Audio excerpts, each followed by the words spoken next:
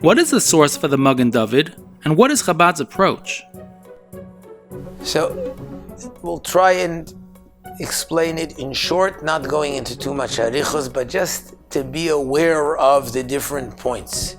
The Magen David itself is quite an old Jewish symbol. I don't believe that there's any source that it had anything to do with David HaMelech, or that it was on the shield of David.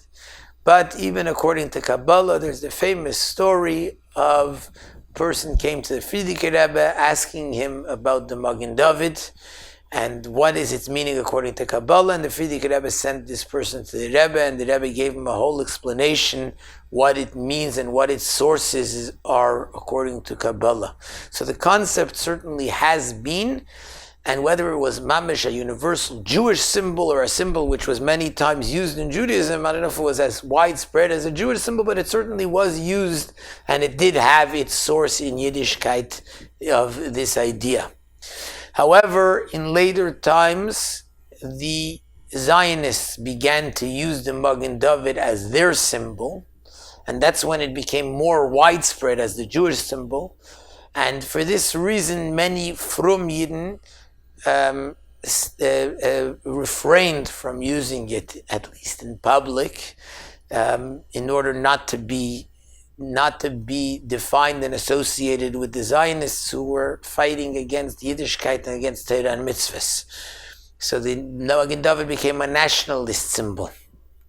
From the different places that it's discussed, there is a tshuva, for example, from Rabbi Moshe Feinstein about it, where someone asks him about the Magen David, whether it's necessary to take it off, and he writes the Magen David is an old symbol, it's not something which is connected specifically to Zionists, and therefore there's no reason necessarily to take it off once it's on, but he does have a certain a situation that, if possible, one can refrain milchatchila from doing it.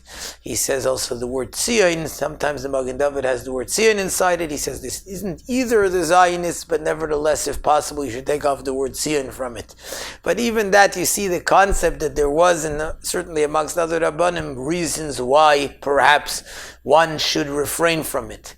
In Chabad, in general, the idea, once again, is there. Apparently the Rebbe's Becher had a Magen David in it. Those who will look at the Aron Kodesh in 770, there's very cleverly hidden in the woodwork, there is a shtickle Magen David. But certainly publicly we refrain, and there's different stories of the Rebbe telling people to take off big Magen Davids. So it's not that there's something bad with it, but as a public image, we try not to use it so as not to be associated with the nationalists who've used it as their thing. So just as a summary, there's nothing wrong, chas v'shalom, with it. On the contrary, there is in Yanim al Pi Kabbalah that are connected with the Magen David with what it is.